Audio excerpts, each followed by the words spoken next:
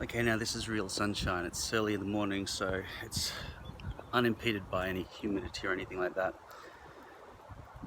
So I've got no hair product in my hair at the moment. I'm wearing French lace, which is the thickest you'd want to go.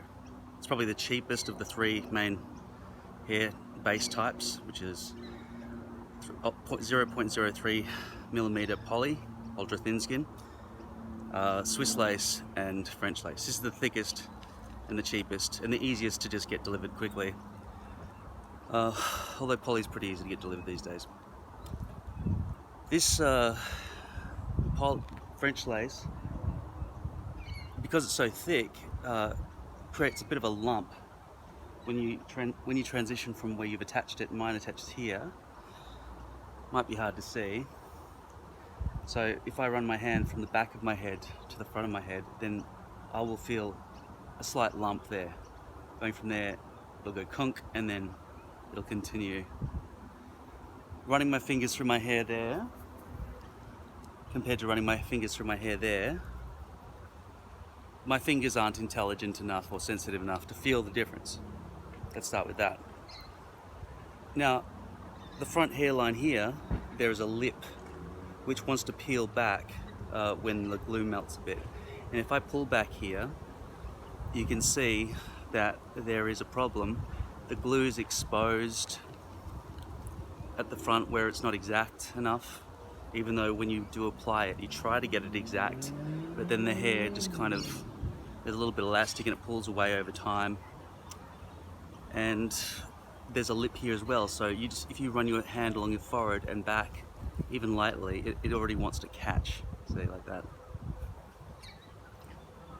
So the best thing to do is not choose this particular type if you want it to be the most realistic and most seamless, but it's good enough, right?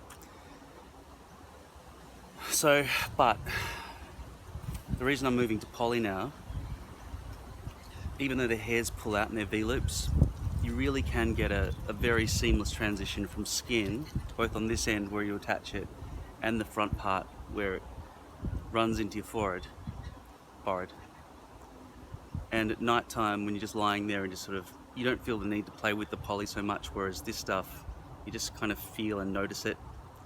You can't feel it with your head or anything, but you just, when you go to touch your head, you feel the lip, and then you sort of might just touch it. Also, in the morning when you have a shower, that bit becomes puffed out because the glue is expanded from having water absorption. And so this part of the front needs to settle down, or you might even want to pick away at it because it becomes messy, because that glue is always exposed to the air through the lace. The other thing is, you might see, I haven't been out in the sunshine very long, but you might see it's shining through at this point, the glue shining through. With Swiss lace, this is an even bigger problem. Even though Swiss lace looks more realistic, you can actually see through the hairs because they're always medium light density at the thickest density you can get for Swiss lace. This is actually medium density on this Swiss lace piece, and you can probably already see some of the shine that's happening here, which is a major problem. With poly, that can't happen because it's underneath the plastic of the poly. Now that summer's coming, it's springtime now, but soon it'll be very hot. Today it's only early morning, it's only about 18 degrees Celsius, and already I can feel the glue's kind of melting, and that really wants to just peel straight back, and my fingers are sticky just from touching it. So you're really better off dealing with the poly, and I'm going to do that. French lace is fine in wintertime. When it gets to summer, I think it's time for some poly. And as I've said, poly might be a problem. I haven't ever tried it, but yeah, if you've got a full piece that goes all the way around your top of your head, it could be a problem with overheating. You could pass out from the heat stroke or something. Swiss lace would have similar problems to this in terms of glue being seen. Once again, the glue is probably important. This is Walker Tape Ultra Hold, and a lot of people are telling me use Ghost Bond. It won't be as shiny.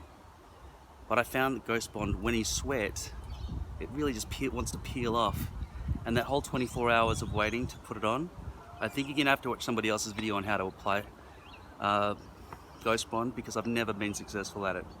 And it really just wants to peel straight off my head all the time. This stuff melts, but it rehardens again when you get away from heat. In summertime that could be impossible though, so I might really have to change glues. But the thing with poly is it won't peel back like this at the front and be exposed. It'll be all disgusting. At any rate, whatever hair product you use, you'll want to have hair product probably to try and make your hair styled in a way that's not just fluffed out. The other thing you'll notice with this is it comes up first and then goes out, whereas poly with the V-lips just sort of is more able to just flip to the sides. So because of the knots, it goes up like that and wants to stick up, and then it's hard to bend over. So that's why at the best with this, even this fairly long length, which is down to just above my eyebrows, it's not really very long, but if it was longer it would have more weight to it and be able to hang better. But because of the knots, it wants to stick straight up. V-loops will also have a bit of a problem wanting to stick up, but it has more of a flow to it. Like it'll probably rest more contoured with the shape of my skull rather than just doing what it wants to straight up.